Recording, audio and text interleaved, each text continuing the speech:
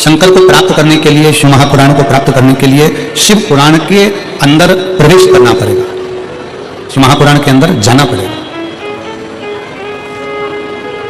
थोड़ा बैठकर उसको समझना पड़ेगा।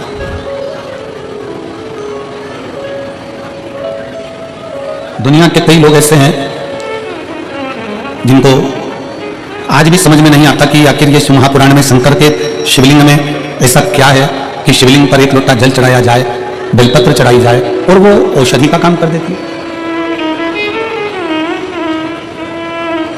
ऐसा शंकर भगवान की कथा में ऐसा क्या है कि जो दिल से श्रवण करने बैठता है, दिल से सुनने के लिए बैठता है, और शंकर की कथा उसका भंडार भर देती है।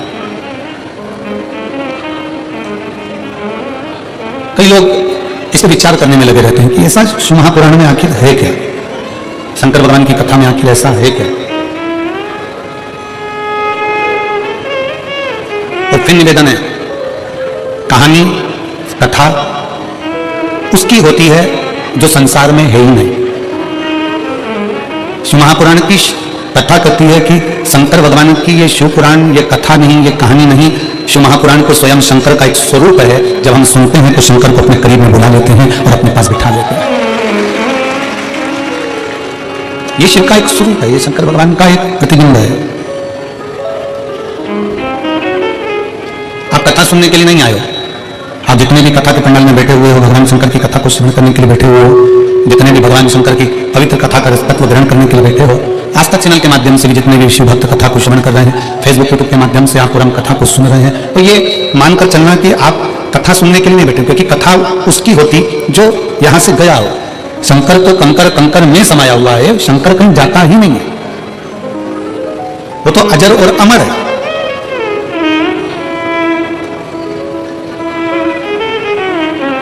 बस उसको पुकारना आना चाहिए, उसको बुलाना आना चाहिए। आप जितने दिल से, जितने हृदय से, जितने भाव से शंकर भगवान को पुकारोगे, जितने दिल से आप शंकर को आमंत्रित करोगे, उतने दिल से शिव आपके करीब।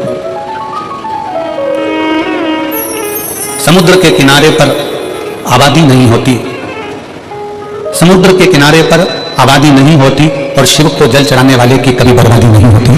शंकर को जल चढ़ाने वाले की कभी बर्बादी नहीं होती, शिव को जल चढ़ाने वाला कभी बर्बाद नहीं होता, शंकर को जल चढ़ाने वाला कभी कष्ट में नहीं आता। अगर दिल से शंकर को रिझा रहा है, दिल से शिव की स्तुति कर रहा है, दिल से भगवान शंकर को मना रहा है, तो वो कभी बर्बाद नहीं हो सकता।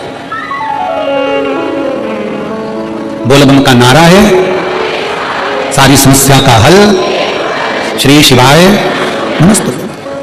शिव को जल चढ़ाने वाला कभी बर्बाद नहीं होगा, शंकर भगवान की स्तुति करने वाला कभी बर्बाद नहीं होता, शिव की भक्ति करने वाला कभी बर्बाद नहीं होता। कल भी कथा में कहा था, परसों भी कथा में कहा था कि ब्रह्मा ब्रह्म लोक में, भगवान विष्णु वैकुंठ लोक में, ब्रह्मा ब्रह्म लोक में, भगवान विष्णु वैकुंठ लोक में है। पर मेरा शंकर, मेरा उग्रदानी, मेरा शंभु, मेरा प्रकाशदर्शी, कैलाशी, अविनाशी, मेरा शिव कहीं किसी लोक में नहीं, इस मृत्यु लोक में जहां आप और हम सदा विराजमान है, ऐसे लोक में मेरा शंकर विराजमान। हम आप पूरी कथा का स्मरण करेंगे, पूरी कथा में अगर आप स्मरण करेंगे तो आपको स्मरण में आएगा कि ब्रह्मा जी को कोई चिंता नहीं, भगवान नारायण को कोई चिंता नहीं, इंद्र को कोई चिंता नहीं, पर मेरे देवाधिदेव महादेव इस भूमंडल पर रहते हैं अपने परिवार के साथ में, अपने कुटुंब के साथ में, अपने पूरे इष्ट मित्रों के साथ में। तो मेरे भगवान शंकर अपने दुख से दुखी नहीं होते, मेरे शिव कभी अपने दुख से दुखी नहीं है। मेरे शंकर अपने भक्त के दुख को देखकर दुखी हो जाते हैं।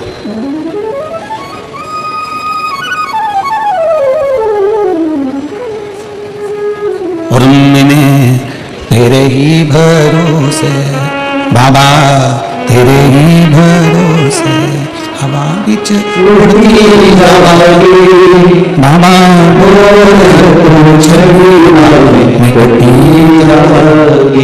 भोले मेरे तेरी बदन, शंभु मेरे तेरी बदन, हवा बिच उड़ती जावागी बाबा,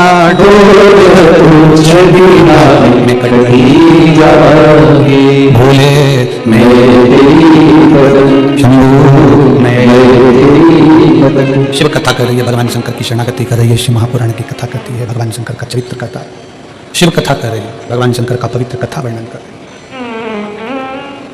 शिव खुद के दुख से दुखी नहीं है, शंकर भगवान स्वयं के दुख से दुखी नहीं। भगवान शंकर अपने भक्त का दुख नहीं देख सकते। आप जब एक लोटा जल लेकर भगवान शंकर के मंदिर में जब जाते हो ना, शिव जी को जल चढ़ाने के लिए जब पहुंचते हो, शंकर भगवान को जब जल चढ़ाने के लिए आप पहुंचते हो, शिव को जल चढ़ाने के लिए जब आप जाते हो, आपका हाथ, आपके घर का जल और आपका कलश लोटा, जिसको आप भगवान शंकर के पास लेकर गए, जिसको आप शिव जी के नजदीक लेकर गए, एक तो गए हो आप स्वयं, दूसरा गया आपके रसोई घर में जो हंडा भरा था, मटका भरा था, पानी रखा था, उसमें से एक लोटा जल भरकर गया, तीसरा एक तांबे का लोटा, आपके घर का एक पात्र शिव जी के दरवाजे पर गया, स्वयं भी गए, जल भी गया, पात्र भी गया। शिव महापुराण की कथा कहती है आपका चेहरे की दशा, हाथ जो जल चढ़ा रहा है उसका कंपन, जो पात्र आया है उसकी दशा, और आपने जो अपने घर का मटके का, हंडे का, बाल्टी का एक लोटा जल शंकर को जो चढ़ाया, वो जल से भगवान शंकर समझ जाते हैं कि तुम्हारे घर की दशा क्या है और तू क्या मांगने आया है और तुझे देना क्या है।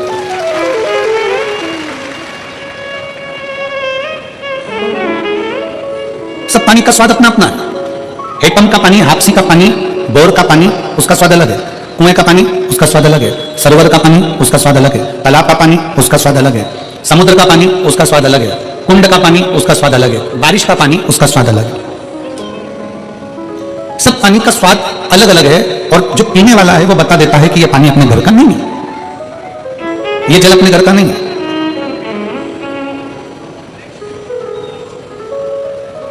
नयन का जल भी बता देता है कि यह दुख का जल है कि खुशी का जल है। नेत्र के आंसू भी बता देते हैं कि ये खुशी के हैं कि दुख के हैं। इसलिए शायद शिव महापुराण की कथा कहती है कि हीरा के परखदार बहुत मिलेंगे। शिव महापुराण की कथा कहती है कि हीरा के परखदार बहुत मिलेंगे, हीरा को समझने वाले बहुत मिलेंगे, हीरा को पहचानने वाले बहुत मिलेंगे, हीरा के परखैया बहुत मिलेंगे। पर शिव महापुराण की कथा कहती है कि किसी की पीड़ा के समझने वाले बहुत कम मिलेंगे, बहुत कम। हीरा का परखैया मिल सकता है पर पीड़ा का परखैया नहीं मिलेगा। हीरा को समझने वाला मिल सकता है पर पीड़ा को समझने वाला नहीं मिलेगा। हीरा को जानने वाला मिल सकता है पर पीड़ा को जानने वाला नहीं मिलेगा। शिव महापुराण की कथा कहती है कि खुशी के आंसू और दुख के आंसू दोनों में अंतर होता है। खुशी के आंसू जो होते हैं वो ठंडे होते हैं, और दुख का जो आंसू होता है वो गर्म होता है, उसमें भी पीड़ा होती है, उसमें भी पीड़ा होती है, उसमें भी दर्द होता है, उन अश्रुओं में भी दुख होता है। पर हम आप सबसे निवेदन करें, बहुत मेरठ की भूमि तो बहुत तेजवान भूमि है, मेरठ की धरा तो बहुत ऊर्जावान धरा है। हम आप सबसे निवेदन करें, आप जौहरी नहीं हो, हीरे को नहीं परख सकते। हम भी जौहरी नहीं है, हम हीरा को नहीं समझ सकते। और भगवान शंकर ने पृथ्वी पर जिसको जन्म दिया उसको जौहरी बनाकर पैदा किया है, उसको जौहरी बनाकर भेजा है कि आप भले हीरा को नहीं समझो चलेगा, पर अपने नजदीक में कोई दुखी है तो उसकी पीड़ा को जरूर समझना। भगवान शंकर कहते हैं उसकी पीड़ा का स्मरण करना।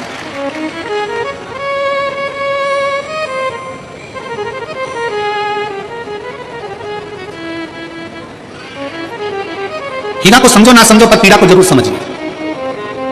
किसी के दर्द को जरूर समझिए, किसी के दुख को जरूर समझिए, किसी की तकलीफों को जरूर समझिए। शिव पुराण कर रही है, सब जल अलग अलग है, जल का स्वाद अलग अलग है, उसका गर्म ठंडा भाग अलग अलग है।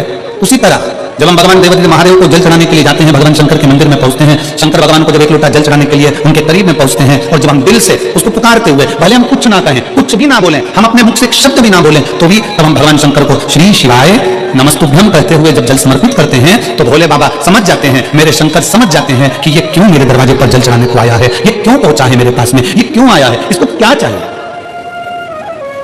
ये क्या लेने के लिए आया, क्यों पहुंचा, किस लिए आया।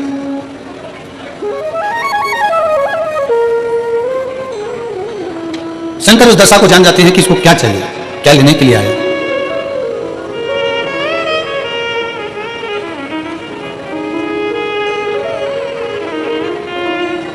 रोज शंकर के मंदिर में प्रतिदिन जाने वाले को, और एक और चीज अपने स्मरण में रहे, अगर शिव के मंदिर नहीं जा सकते तो अपने घर में जो शिवलिंग है उस पर जल चढ़ाओ।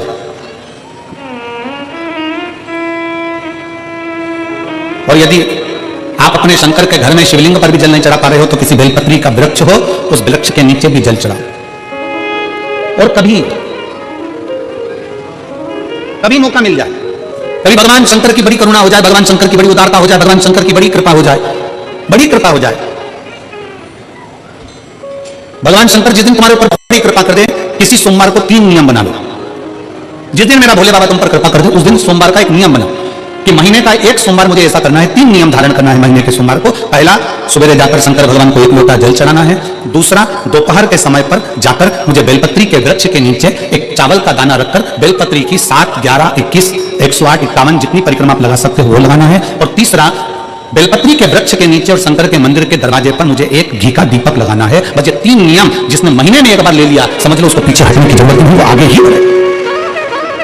महीने के किसी एक सोमवार का ऐसा नियम बना लो कि मुझे 3 नियम धारण करना है महीने के किसी भी एक सोमवार को। हम ये नहीं कहेंगे कि तुम सोमवार 5 पढ़ रहे हो तो 5 को करो, 4 पढ़ रहे हो तो 4 को करो, 3 पढ़ रहे हो तो 3 को करो। तुम्हारा तुम महीने का एक सोमवार का नियम बना। और मेरी जीजियों से, मेरी बेटियों से जो विदेश में रह रही हैं, जो कहीं बाहर रह रही हैं, कहीं बड़े शहर में रह रही हैं, जो रोज मंदिर नहीं जा सकते, हर किसी महीने के एक सोमवार को भी ये नियम निर्धारण कर सकते, तो उनसे कहेंगे कि 3 महीने में एक सोमवार का नियम बना लो। 3 महीने में नहीं बना सकते तो 6 महीने में एक सोमवार का नियम बना लो। और 6 महीने में नहीं बना सकते तो 1 साल में एक सोमवार का ऐसा नियम बना लो कि मैं साल का एक सोमवार ऐसा रहूंगी कि सुबह सोमवार के दिन मंदिर में जाकर जल चढ़ाऊंगी, दोपहर में जाकर बाबा को एक अक्षत का दाना रखकर, अक्षत का मतलब है कि बाबा मेरी दिनों दिन उन्नति करना। बेलपत्री के वृक्ष के नीचे जो अक्षत रखा जाता है वो उन्नति के लिए रखा जाता है। शंकर के शिवलिंग पर जो अक्षत रखा जाता है वो रोग मुक्ति के लिए रखा जाता है। अशोक सुंदरी पर जो अक्षत रखा जाता है वो संतान प्राप्ति के लिए रखा जाता है। षडानंद कार्तिकेय की ओर जो अक्षत रखा जाता है वो हमारे बच्चों की सुख समृद्धि के लिए रखा जाता है। विनायक की ओर, गणेश जी की ओर जो अक्षत रखा जाता है वो हमारे घर में कोई मंगल कार्य आ जाए उसके लिए रखा जाता है। और जो पीठिका होती है जिस पर शिवलिंग रखा होता है, पार्वती जी का हस्तकमल, उस पर अक्षत रखा जाता है तो नारी की अखंड शोभा के लिए रखा जाता है। अक्षत रखने का भी तरीका है।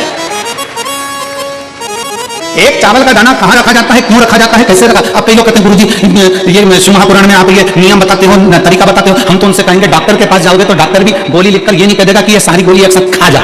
डॉक्टर भी कहेगा ये गोली सुबह खाना है, ये गोली शाम को खाना है, ये गोली दोपहर में खाना है, ये गोली भूखे रहकर खाना। बोला सही है कि गलत है? ये रात्रि को खाना खाने के बाद खा लेना, ये खाना खाने के पहले, ये नाश्ते के पहले। और सुनो ये दवाई, ये वाली पीछे वाली दवाई लेना, इसको दूध से लेना, ये वाली दवाई लेना, इसको पानी से लेना। और सुनो ये डब्बी है, इसको पानी में मिलाकर फिर पीना। दवाई लेने का भी तरीका है, उसी तरह शिव महापुराण में एक अक्षत का भी तरीका है, बेलपत्री का भी तरीका। अब मान लो कई लोग कहते हैं गुरुजी आप ये तरीका बताते हो शिव पुराण के माध्यम से, कई लोगों के मन में संशय जाता है। तो अगर हम एक साथ चावल चढ़ा दे तो उसका क्या तरीका? तो हमारा निवेदन है डॉक्टर जो दवाई ले एक ही बार में निपटा दे, एक ही बार में खा ले। दवाई एक बार में पूरी खा गए असर नहीं करेगी, इसमें डॉक्टर का कोई दोष नहीं है। उसने तो बताया था ऐसे लेना, ऐसे लेना। और तुमने डॉक्टर साहब ने पूछा दवाई पूरी, शाम की दवाई भूल गई थी, सवेरे की दवाई भूल गई थी, ये दवाई भूल गई थी। डॉक्टर कहेगा हमने तो नियम बताया था, तुमने नहीं खाई तो असर कहां से करेगी? तुम असर कब करती है? जब हम पूजन के तरीके को जान जाए, जब हम अर्चना के तरीके को जाए। आप साल भर का एक सोमवार निकाल लो, 6 महीने का एक सोमवार निकाल लो, 3 महीने का एक सोमवार निकाल लो, महीने का एक सोमवार निकाल लो, अपने से दिल में बन जाए तो एक सोमवार ऐसा निकालो जिसके 3 नियम धारण हो। पहला, उसी सोमवार जिसको कर रहे हो उस दिन सुबह जल चढ़ाना। दूसरे, दोपहर के समय पर जाकर बेलपत्री के वृक्ष के नीचे चावल का दाना रखना। और परिक्रमा बेलपत्र की जितनी तुमसे बन जाए, जितनी तुम्हारे शरीर की कैपेसिटी हो, जितना तुम्हारा शरीर चलते बन जाए। हम तो ये भी नहीं कहते कि तुम भूखे रहकर भगवान का भजन करो, हम कभी नहीं कहते। हम तो यहां तक कहते हैं, हमारे पुष्टि मार्ग में यहां तक कहा गया कि वल्लभकुल की एकादशी करो, भले बकरी जैसे चलो पर एकादशी करो। हम तो यहां तक कहते हैं कि बहुत समय से कल मेरी एकादशी है, एकादशी है, एकादशी है, एकादशी है, पूरे घर को हिलाकर रख दिया, एकादशी है, एकादशी, एकादशी है। बहुत टेंशन में, बेटा डिप्रेशन में, पति पपीता ला ला के, सेव फल ला ला के, मूंगफली का दाना ला ला के, काजू कतली ला ला के, सेव फल ला ला के, और सारा सामान साबुदाना और खिचड़ी और ना चिप्स ना जाने क्या क्या ला ला के, बेचारा पति एकादशी आती है वो नौवीं से चिंता में पड़ जाता है। हम तो ये भी नहीं कहते कि तुम व्रत बहुत भारी करो, तुम व्रत उपास भी बहुत टेंशन वाला करो। ना ना ना, अपने को व्रत उपास भी इतना बहुत भूखे रह रहे हो, बहुत प्यासे रह रहे हो और मालूम पड़े कि भगवान हमें मिलेगा, भगवान हमें मिलेगा। भगवान कहता है कि देख भाई, मैं भी भूखा नहीं रहता, तू भी भूखा मत रहे, मैं भी चकाचक रहता हूं, तू भी चकाचक रहे, मैं भी अपने। और भगवान शंकर तो ये भी कहते हैं कि अपना परिवार मत छोड़ो। मेरे पास में पार्वती भी, एक ही देवता है जो बिग फैमिली मंदिर में बैठता है। शंकर जी है तो पार्वती जी है तो गणेश जी है तो कार्तिकेय जी है तो नंदी है, सब मंदिर के अंदर चाहिए। शंकर भगवान अपने पूरे परिवार के साथ। शंकर जी तो ये कहते हैं अकेले तुम क्यों रहते हो?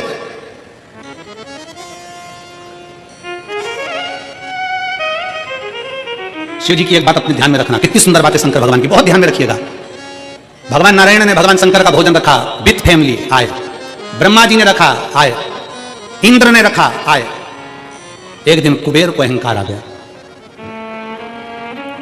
और कुबेर ने मन में सोचा कि मेरे पास में इतना वैभव है, इतना धन है, मेरे पास में इतना वैभव, इतना धन है। कुबेर ने विचार करा कि मैं भी सबका भोजन रखता हूं, मेरा धन देखेंगे, वैभव देखेंगे, सबको बुलाया, सबको। अब कुबेर जी को मालूम पड़ा कि भगवान विष्णु के यहाँ तो केवल 2 हैं, ब्रह्मा जी के यहाँ 2 हैं, इंद्र के यहाँ 2 हैं, गरुण वरुण सारे देवता के यहाँ 2 हैं, शंकर भगवान की फैमिली बड़ी है। तो उन्होंने पत्रिका में लिख दिया श्रीमान श्रीमती, केवल 2। सबके यहां मेरा भोले बाबा गया, मेरे शंकर गए, पर कुबेर के यहां पर जब पत्रिका देने के लिए कुबेर शंकर जी के यहां गए, शंकर जी ने पत्रिका को देखा तो उसमें लिखा था कि शंकर पार्वती पधारे, श्रीमान श्रीमती।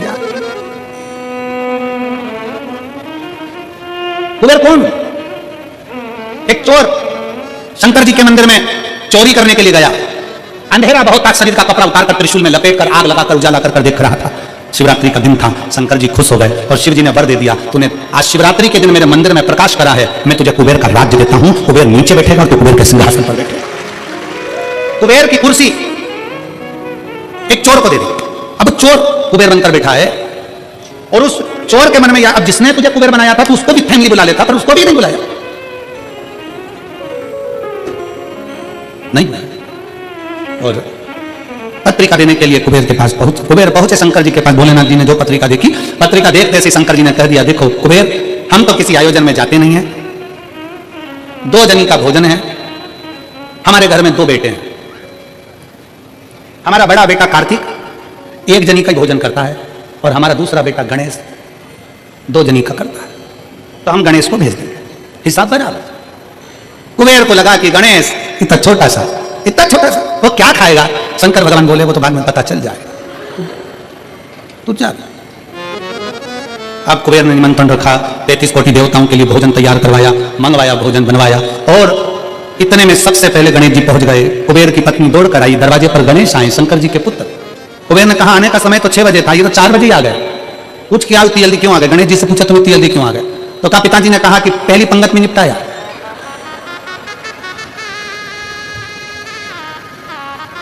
या तो पहली पंगत या आखिरी पंगत, इन दोनों को फायदा देता है और इन दोनों को नुकसान भी रहता है।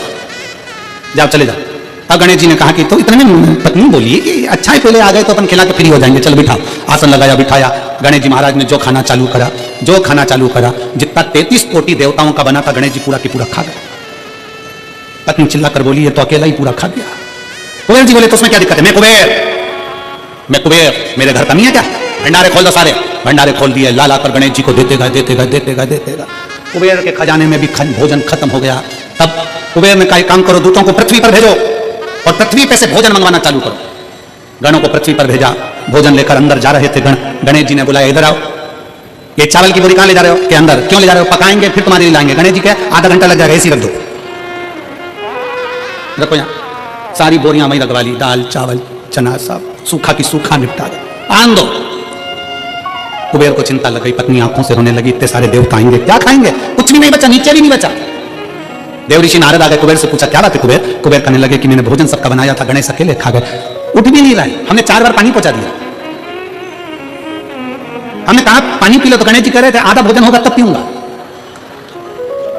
मतलब अभी आधा भी नहीं हुआ। नहीं, नारद जी ने कहा शंकर जी के पास जाओ।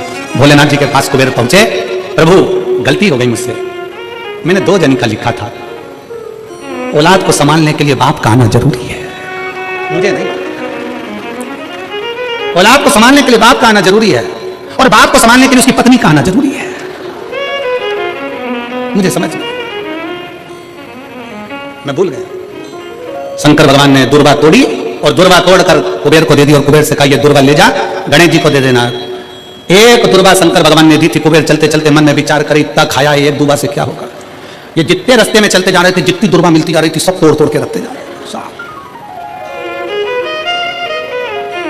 सारी दुर्वा लेकर गणेश जी को दे दी, तुम्हारे पिताजी ने भेजी है। गणेश जी ने एक दुर्वा दांत में ली और पेट पे हाथ फेर के बोले कुबेर भैया कल कितनी बजे आना है, कल कितनी बजे आना। कुबेर के मेरी सौगंध है, जब तक तुझे कोई बुलाए नहीं तब तक तू जाना नहीं, और जैसे ही तुझे कोई उठा दे तो तू उठ भी जाना, तेरे हाथ जोड़ो। तब से ब्याह में गणेश जी को बुलाते भी हैं, छोड़ के भी आते हैं, मंगल कार्य में लेकर भी आते हैं, छोड़कर भी आते हैं। 33 कोटि देवता में केवल एक देवाधिदेव महादेव एक ऐसे हैं, अगर उनको बुलाना है, शंकर जी कहते हैं कि मुझे बुलाने के लिए मेरा सारा परिवार आमंत्रित करना पड़ेगा, सारा परिवार आएगा, तो मैं अकेला नहीं, मेरे साथ बुद्धि का देव गणेश भी आएगा और रिद्धि और सिद्धि भी आएगी, षडानंद कार्तिकेय भी आएंगे, वो अखंड सौभाग्य देने वाली गौरव पार्वती भी आएगी, वो सब आमंत्रित, वो सब आएंगे।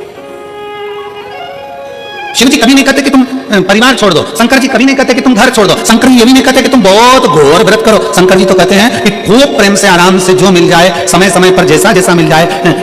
एक माता एक भैया लड्डू बांट रहा था कल शाम को, तो एक माता लड्डू बांटते बांटते भैया ने लड्डू दिया, तो माता जी बोली है तो गुड़ का मेरे से खवाएगा नहीं, गजक है क्या, गजक है क्या?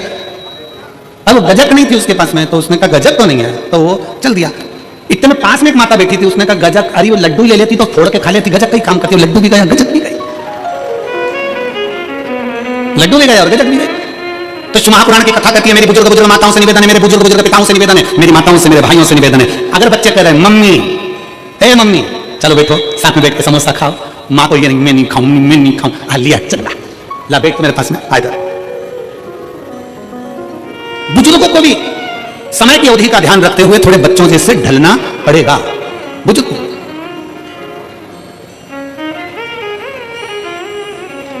थोड़ा बच्चों जैसा ढलने का प्रयास करना। हम अपनी अकड़ में रह जाएंगे तो बच्चों के करीब नहीं पहुंच पाएंगे, बच्चों के नजदीक नहीं पहुंच पाएंगे। शिव कथा कर रही है, भगवान शंकर का चरित्र कर रहा है। शंकर भगवान तुम्हारे हाथ का लोटा देखकर, तुम्हारा हाथ देखकर, तुम्हारा स्वरूप देखकर, तुम्हारा पानी देखकर पहचान जाते हैं कि इसको जरूरत क्या है, किस चीज की जरूरत। शिव जान जाते हैं, शंकर पहचान जाते हैं। बस आप उसके दरवाजे तक जाएंगे, उसको भजेंगे, उसका स्मरण करेंगे और शिव जान जाएगा। जो शंकर का हो गया, जो एक बार भगवान शंकर के मंदिर जाना प्रारंभ कर दिया, शिव की स्तुति करना प्रारंभ कर दिया, शिव महापुराण की कथा में जो रमने लगा, समझ लेना वो अकेला नहीं रहा है। उसके हर श्वास में 21,600 श्वास प्रतिदिन शरीर में से निकलती है, तो 21,600 श्वास में आप अकेले नहीं हो, 21,600 श्वास में मेरा महादेव तुम्हारे हृदय में धड़क रहा है। वो एक लाइन स्मरण में आती है ना, मजा आ रहा जीने में महादेव धड़क रहा सीने में, मजा आ रहा जीने में महादेव धड़क रहा सीने में। भगवान शंकर तुम्हारी श्वासों में 21,600 श्वास में निकल रहा, अंदर जा रहा, फिर निकल रहा, फिर अंदर जा रहा। श्वास है तो शिव है, शिव है तो श्वास है। जिस दिन शिव शरीर से निकल गया उस दिन शरीर नहीं रहेगा, केवल शव बन जाए, फिर शरीर नहीं है। एक पत्र मैं जसबीर कौर, पत्नी बलजीत राम, गांव जैनपुर, तहसील शाहबाद, मारकंडा जिला, कुरुक्षेत्र, हरियाणा की निवासी हैं। कहीं बैठी हूं तो हाथ हिला सकती हैं, अगर कहीं बैठी हूं तो हाथ हिला सकती हैं। मैं जसबीर कौर, पत्नी बलजीत राम, गांव जैनपुर, तहसील शाहबाद, मारकंडा जिला, कुरुक्षेत्र, हरियाणा की निवासी हूं। आप ही हैं? बच्चा आया है साथ में, लिया इसको, लिया आ जाइए। मेरा मोबाइल नंबर ये है। मैं भोलेनाथ की महिमा का क्या वर्णन करूं गुरुदेव। 2008 में मेरी शादी हुई, 2008 में शादी हुई। 2010 में मेरा पहला बच्चा हुआ, जो बड़े ऑपरेशन से हुआ, लेकिन 4 महीने के बाद वो मर गया। पहला बच्चा मेरा 2010 में जन्म लेकर मर गया। दूसरा बच्चा मेरा 2012 में हुआ, वो भी बड़े ऑपरेशन से हुआ और डिलीवरी के 1 घंटे बाद वो भी मर गया। तीसरा बच्चा मेरा 2015 में जन्मा और 2015 में ऑपरेशन होने के बाद डिलीवरी के समय पर वो बच्चा मर गया।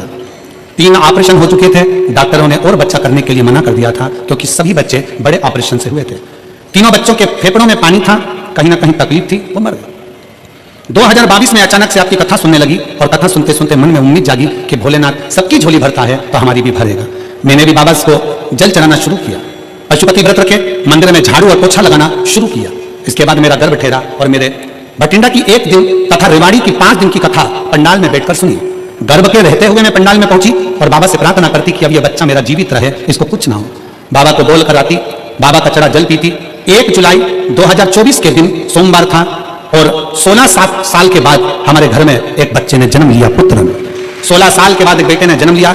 डॉक्टरों के हिसाब से डॉक्टरों ने कहा था कि बच्चा बीमार है, पर जैसे ही डॉक्टर ने वापस चेकअप करा तो बच्चा पूर्ण तरह से स्वस्थ था। आज मेरे बाबा ने मुझे पुत्र दिया और वो भी पूर्ण तरह से स्वस्थ दिया। मैं बाबा को यहाँ प्रणाम करने के लिए आया। गुरुदेव, मैंने अपने लड़के का नाम शिवाय रखा है क्योंकि शंकर का दिया हुआ है। एक लाइन अच्छी लिखी है, आप और हम गुनगुनाते हैं कि भर दिया भंडार काशी वाले ने, कर दिया माला काशी वाले ने, जो जैसी भावना लाया वो वैसा ही फल पाया, जो जैसी भावना लाया वो वैसा ही फल पाया, नहीं खाली से लौटाया वो मन ही मन हर्षाया, कर दिया माला माल काशी वाले ने, लुटा दिया भंडार काशी वाले ने। 16 साल के बाद बाबा ने मेरी गोदी में संतान दी। 16 वर्ष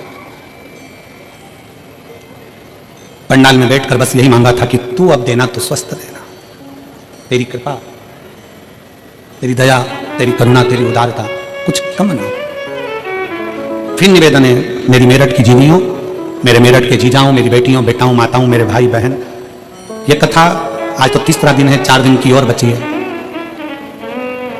कथा जब पूरी हो जाएगी ना, जो कथा के पंडाल तक नहीं पहुंचे ना, वो बाद में पछताएंगे, सोचेंगे अपने नजदीक में तिजोरी खुली थी और हम हीरे बटोर नहीं पाए, और खाली की खाली हम बटोर नहीं पाए, हम खाली की खाली रहे।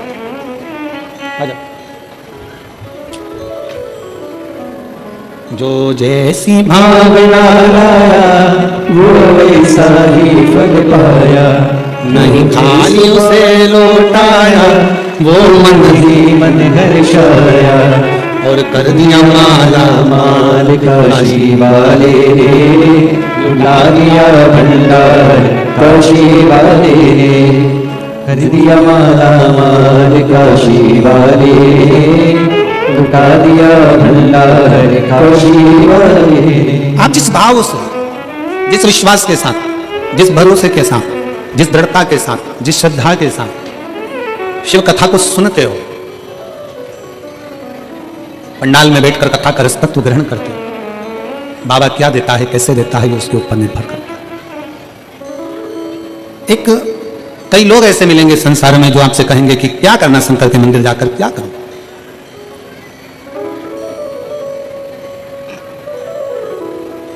कई लोग कहते हैं कि गुरुजी हमको कोई दुखी नहीं है तो हम मंदिर क्यों जाए, मंदिर क्यों जाया जाए, क्या करेंगे मंदिर जाकर। शिव महापुराण की कथा कहती है आप कितने भी करोड़पति हो, धनपति हो, वैभवपति हो, सत्तापति हो, पर एक बात याद रखना कि तुम्हारा धन, तुम्हारी वैभव, तुम्हारी सत्ता, तुम्हारा पैसा, तुम्हारी दौलत, जिस दिन कहीं हॉस्पिटल में पड़े होगे, सारी दौलत तुम्हारी लॉकर में रहेगी, घर पर रहेगी, उस जगह पर केवल तुमने जो शंकर भगवान को एक लोटा जल चढ़ाया है, वो जल तुम्हारा कल बदलेगा, वो बदलेगा।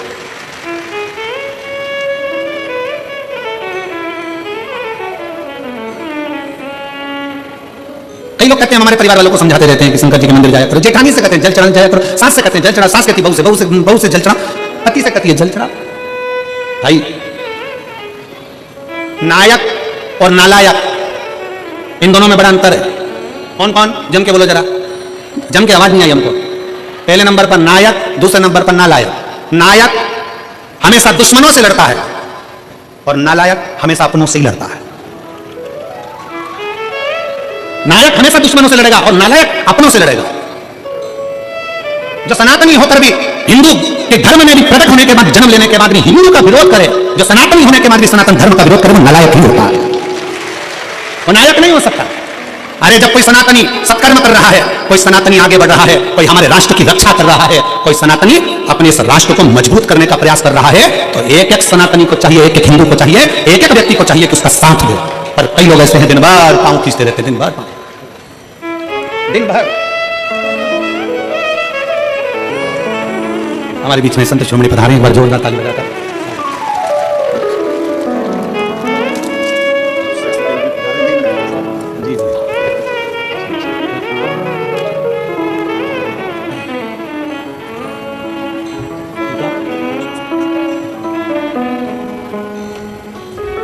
जब कोई अपने सनातन धर्म के लिए अग्रणता में आगे बढ़े, और रोज प्रतिदिन हम और आप देखते रहते हैं, दिन प्रतिदिन रोज देखते हैं कि अपने ही अपने को पांव खींचने में लगे। हमारा सनातन धर्म में मजबूत करना है और जितना मजबूत कर सकते हैं उतना करिए। आज सबसे बड़ी परेशानी कहां खड़ी होती है, जब हम अपनों से लड़ रहे होते हैं।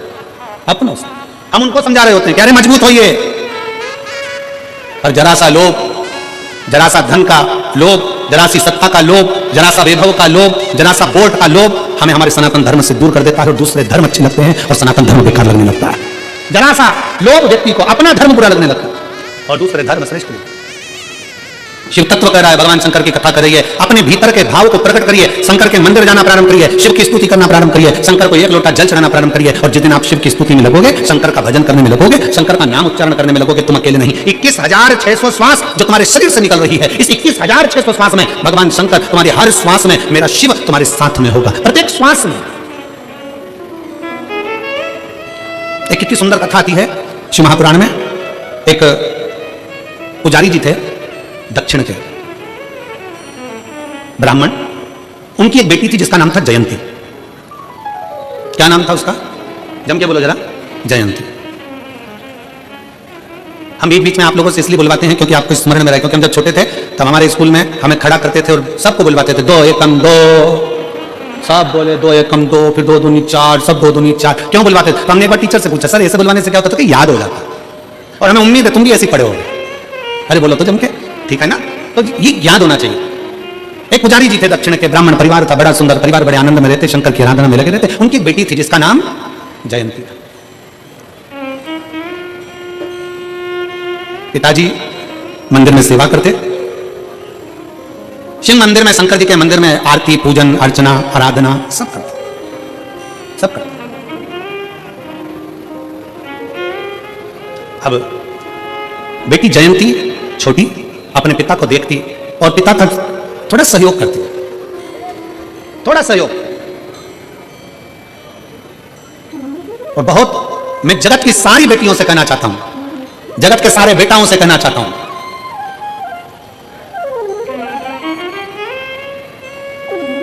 कि मां जैसा प्यार और पिता जैसा सम्मान, लाड़ दुनिया में कोई नहीं दे सकता जो मां और बाप दे सकता। जो माता और पिता दे सकते हैं वो दुनिया में कोई नहीं दे सकता। अपने बच्चों के प्रति कितना स्नेह होना चाहिए, अपने बच्चों के प्रति कितनी प्रबलता होना चाहिए, ये शंकर भगवान से सीखना चाहिए। कि शंकर भगवान की परिक्रमा गणेश जी महाराज ने लगा ली थी और गणेश जी को वर मिल गया था प्रथम पूजन का, प्रथम गिनती का। गणेश जी प्रथम पूजन में आने लगे तो पार्वती मैया की आंखों में जल भर गया था। आपने एक बेटे को इतना सम्मान दे दिया, मेरा दूसरा बेटा कार्तिक है, वो तो मोर पर बैठकर पूरी पृथ्वी की परिक्रमा करने गया है। गणेश जी ने बुद्धि से तुम्हारी परिक्रमा करी, वो शरीर से लगाने गया है, और तुमने पूरा की पूरा वर, तुमने पूरा की पूरा आशीर्वाद गणेश जी को दे दिया प्रथम गिनती में आने का, सदानंद कार्तिकेय को कुछ नहीं दिया। ये तो गलत बात है प्रभु। तुम्हारी परिक्रमा लगाई गणेश जी ने और तुमने सब कुछ दे दिया। शंकर भगवान की आंख में भी जल भर गया। पार्वती मांग, आज तू जो बोलेगी ना मैं वो दे दूंगा। पार्वती जी कहती हैं अब क्या मांगूं आपसे, बस इतना कृपा कर दो, आज के बाद आपकी कभी परिक्रमा ना हो, बस इतना वर दे दीजिए। आज के बाद आपकी कभी परिक्रमा ना हो।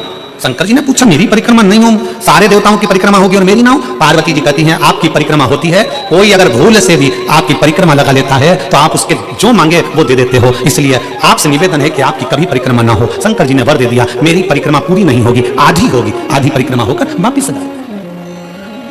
फिर शंकर भगवान बोले पार्वती फिर सुन ले, तूने मेरी परिक्रमा रोकी है पर तेरी परिक्रमा तो नहीं रुकी। पार्वती जी कहती है नहीं प्रभु। शंकर भगवान ने कहा पार्वती मैं तेरे हृदय में निवास करता हूं, मैं तेरे दिल में निवास करता हूं, मेरे चित्त में निवास करता हूं, मैं तेरे दिल में रहता हूं, मैं तेरे हृदय में रहता हूं। तो यही तो भारत भूमि की पहचान है, यही भारत भूमि की पहचान है। काशी में कथा चल रही थी और काशी में कथा चलते चलते वहां जहां हम ठहरे हुए थे उस स्थान पर कोई चौथे दिन मिलने के लिए आए और वो लड़के थे, युवान युवान बेटाओं ने एक प्रश्न किया, गुरु जी क्या भगवान को जन्म लेने के लिए केवल भारत की भूमि ही मिली?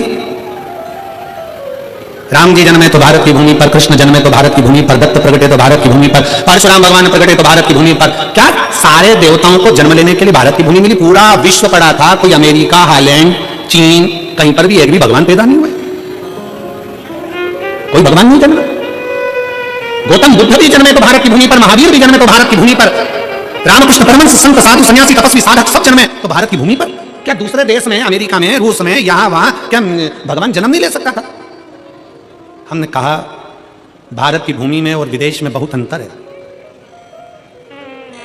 विदेश में लोग दिमाग से प्यार करते हैं और भारत में लोग दिल से प्यार करते हैं।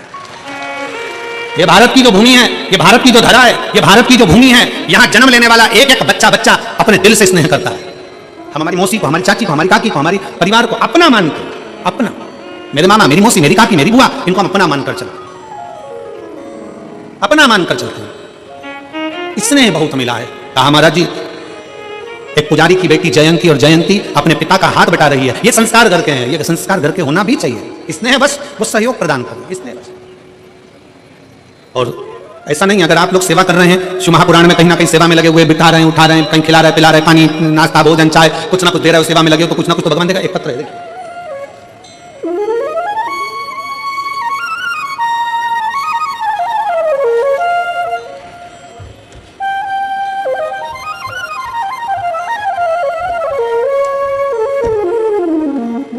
मैं पूनम बंसल, मेरे पति का नाम आशीष बंसल, बेटा कृष्णा बंसल, राधे बंसल।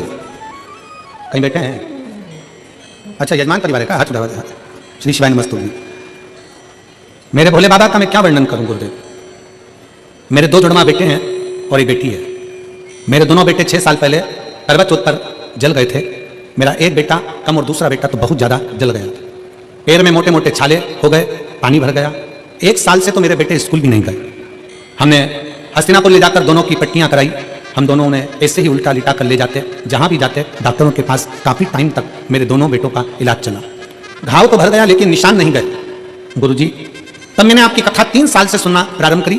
एक बार मेरे पति ने मुझसे कहा कि चलो यहां चलते हैं, वहां चलते हैं, पर मेरा मन नहीं किया कहीं जाने का, और मैं भोले बाबा की कथा में लगी रही। बाबा की कथा कभी नहीं छोड़ी।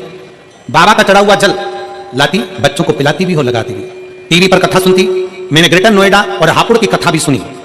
कथा में आपके बताए अनुसार 21 पत्ते का उपाय, आम के जो पत्ते का उपाय बताया था कि आग से जले हुए व्यक्ति की चर्म रोग वापिस अपनी चमड़ी में आ जाता है, वो पत्ते का प्रयोग मैंने करना प्रारंभ करा।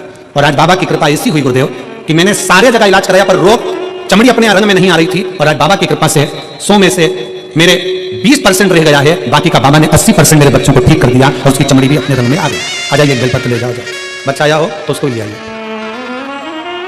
मैं बाबा को धन्यवाद देती हूँ कि बाबा ने आज हमको जजमान पद दिया है। ये मेरे शिव की कृपा है, और तेरी कृपा बिना एक भी अणु लेते तेरे श्वास तेरी कृपा से तनो तनो बखान क्या करूं मैं राखों के ढेर का चपटी भगोत में खजाना कुबेर का गंगाधार मुक्ति द्वार ओमकार तू भोले ओमकार तू आयो शरण तिहारी शंभु तार तार तू बखान क्या करूं मैं राखों के ढेर का चपटी भभूत में खजाना कुबेर का हे गंगाधार मुक्ति द्वार ओमकार तू भोले ओमकार तू आयो शरण तिहारी शंभु तार तार तू।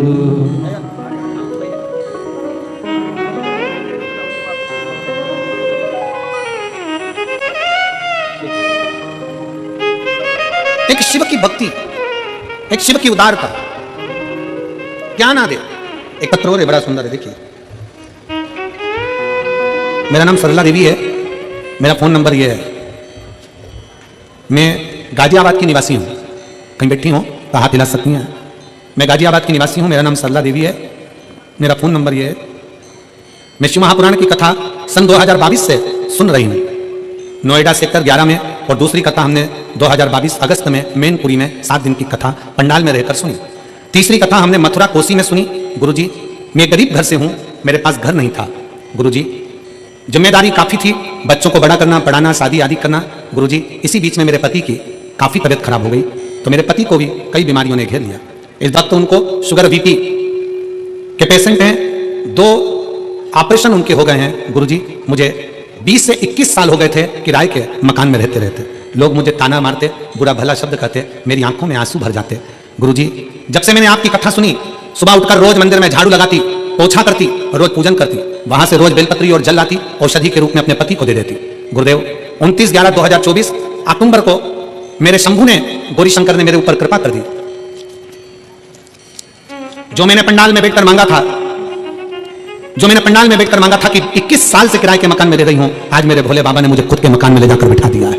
मेरे पास 1 रुपया भी नहीं था, पता नहीं मेरे शंभू ने, मेरे महादेव ने क्या करा। गुरुजी, आज मेरे पति भी आपके आशीर्वाद से ठीक, बाबा की कृपा से ठीक है। मैं बाबा को यहाँ प्रणाम करने आई हूँ, खुद का मकान दिला दिया और स्वास्थ्य भी अच्छा रखा। मैं बाबा को यहाँ प्रणाम करती हूँ। शिव तत्व की प्राप्ति, कहीं बैठी हैं? अगर कहीं बैठी हो तो आ सकती हैं, आ जाओ, आ जाइए, एक बेलपत्र ले जाना, आ जाइए। शिव तत्व की प्राप्ति, भगवान शंकर की शिव महापुराण की कथा आप बैठकर सुन रहे हो, जहां तुम्हें जगह मिल रही है वहां बैठे हो, कथा का रसतत्व ग्रहण कर रहे हो, अपने दिल से कथा को श्रवण कर रहे हो, दिल से बाबा से प्रार्थना कर रहे हो, तो बाबा देने में कोई कमी नहीं रखती। और महाराज शिव शिव है, शंकर शंकर, ओगड़दानी ओगड़दानी।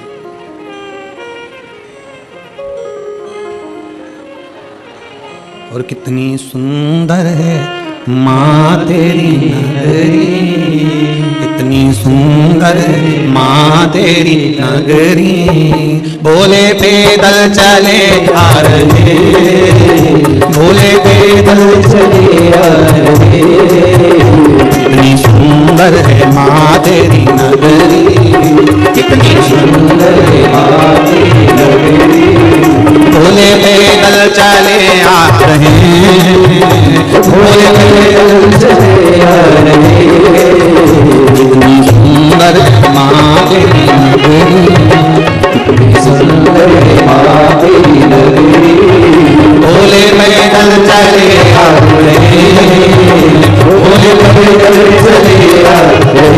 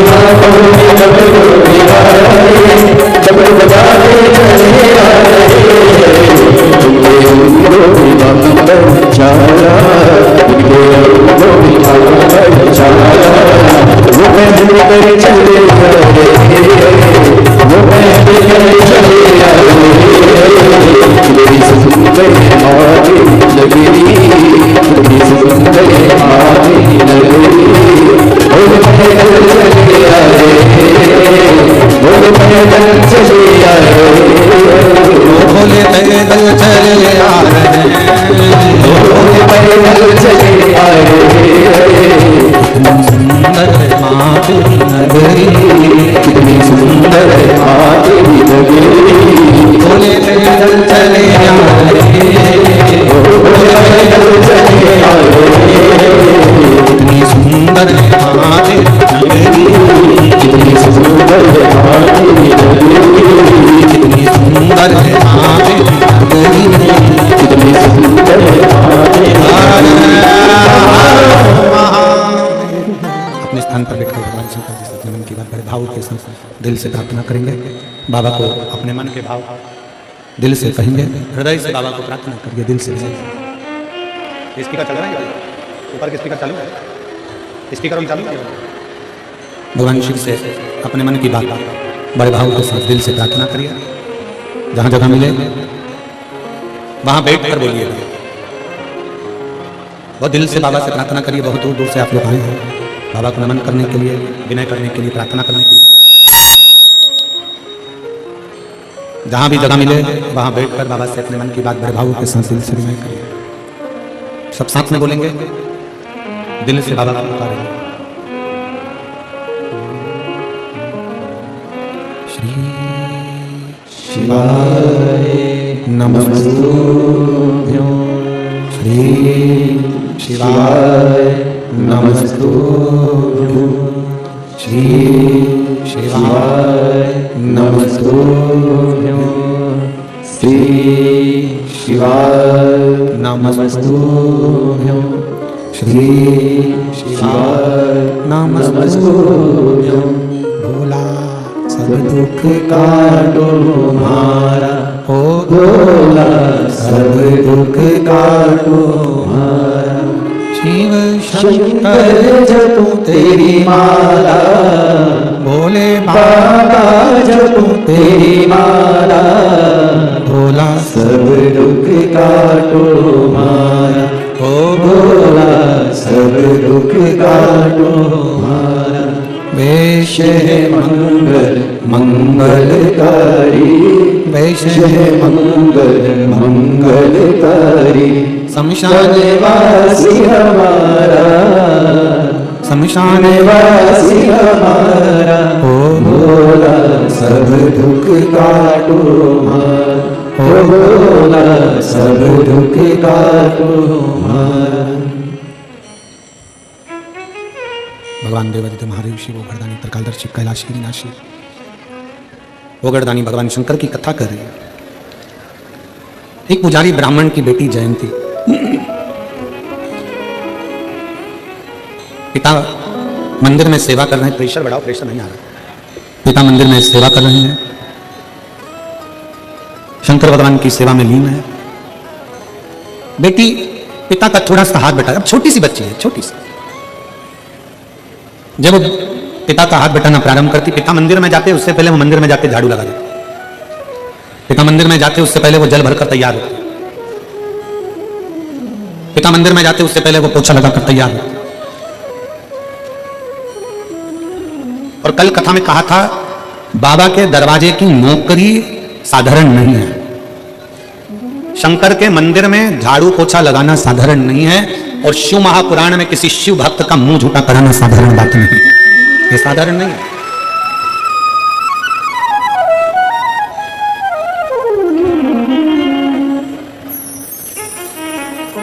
गाजियाबाद से सरला देवी शिवपुराण अपना मकान की बधाई हो।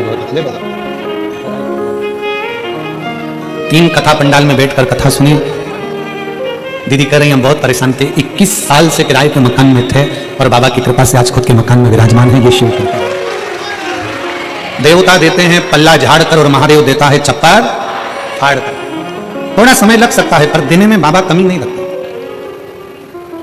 शिव मंदिर में लगाई झाड़ू, शंकर के मंदिर में करी गई सेवा और शंकर के शिव महापुराण में आए हुए भक्तों की सेवा का फल खाली नहीं जाता। हम अन्य जगह का तो नहीं कर सकते, हम दूसरे स्थान का तो वर्णन नहीं कर सकते, पर शिव महापुराण की कथा पंडाल में बैठकर जो सुनता है, जो विश्वास लेकर जाता है, देवादिदेव महादेव 3 महीने में वो पूरा करता जरूर है। एक पत्र में एक फोटो लगाया, आप उस फोटो को देखिए। मैं आस्था चैनल वालों से कहूंगा, इस फोटो को पहले, बच्चे के इस फोटो को सब लोग एलईडी पर देखेंगे और आस्था चैनल पर, जो लोग आस्था पर देख रहे हैं वो आस्था पर देखेंगे। पहला फोटो दिखाइए बच्चे का, ये फोटो को आप लोग देखिए, ये बच्चे का जो फोटो है, इस फोटो का दिखाइए, थोड़ा क्लोज कर उस फोटो को देखिएगा। एलईडी पर दिख रहा है, आस्था चैनल पर दिख रहा है। आप इस पत्र का स्मरण करिए। पत्र को आप लोग भी पढ़ेंगे और हम भी पढ़ेंगे साथ में। पत्र जरूर पढ़ना चाहिए, क्योंकि हम भी नए, पत्र भेजने वाला आपके क्षेत्र का है, हम भी नहीं पहचानते। पत्र के माध्यम से अपन जानने का प्रयास करें। मेरा नाम पूनम शर्मा है, पति का नाम अनुज शर्मा। में आप सभी भली भांति परिचित हैं इन कार्यों से। देखिए, जन सेवा, मानव सेवा ही भगवान की सेवा होती है, इसलिए हमेशा हम सभी को सेवा करते रहना चाहिए। और देखिए, पूज्य गुरुदेव के सानिध्य में जो भोजन भंडारा निःशुल्क रूप से प्रतिदिन कुबेर भंडारी की पावन धरा पर चलाया जाता है, जिसमें लाखों सैकड़ों हजारों भक्त प्रतिदिन भोजन भंडारे का आनंद लेते हैं, अपने जीवन को कृतार्थ करते हैं। ऐसा भोजन भंडारा विश्व की सबसे बड़ी और भव्य भोजनशालाओं में से एक कुबेर भंडारी की भोजनशाला है, जिसमें प्रतिदिन भोजन भंडारा सुचारू रूप से चलाया जाता है और भक्त भोजन भंडारे का आनंद ग्रहण कर अपने जीवन को कृतार्थ करते हैं, आनंद में करते हैं। मात्र 21,000 रुपए की स्वराशि देकर आप भी इस भव्य भोजनशाला की सदस्यता जीवन पर्यंत तक ग्रहण कर सकते हैं। 21,000 रुपए मात्र एक बार आपको जमा करना है और साल में एक दिन, 365 दिन में से एक दिन आपके नाम से भी भोजन भंडारा कराया जाएगा, जिसमें भक्त भोजन भंडारे का आनंद लेकर अपने जीवन को कृतार्थ करेंगे, आनंद में करेंगे। ऐसी सुंदर भोजनशाला की सदस्यता आप भी ग्रहण कर सकते हैं। साथ में पूज्य गुरुदेव के सानिध्य में देखिए, स्वास्थ्य संबंधित जो भी परेशानियां होती है, उनके निमित्त एक स्वास्थ्य शिविर पूज्य गुरुदेव के सानिध्य में समय समय अनुसार लगाए जाते हैं। इन शिविरों के साथ में एक प्राथमिक उपचार केंद्र जो कि 24 घंटे वहां पर प्रारंभ रहता है, जिसमें दवाई गोली भी निःशुल्क रूप से वितरण की जाती है। इसी सुंदर 2 एम्बुलेंस भक्तों की सुविधा के लिए 24 घंटे उपलब्ध रहती है। साथ में एक और सर्व सुविधा युक्त हॉस्पिटल का निर्माण कार्य पूज्य गुरुदेव के सानिध्य में और चालू कर दिया गया है, ताकि के भक्तों को किसी भी प्रकार की दिक्कत परेशानी ना हो। साथ में गौ माता की सेवा प्रतिदिन सुचारू रूप से चालू रहती है, जिसमें एक और भव्य गौशाला का निर्माण कार्य चालू कर दिया गया है। साथ में आप सभी को ज्ञात है, वो 251 कमरों की भव्य विशाल धर्मशाला बनने जा रही है।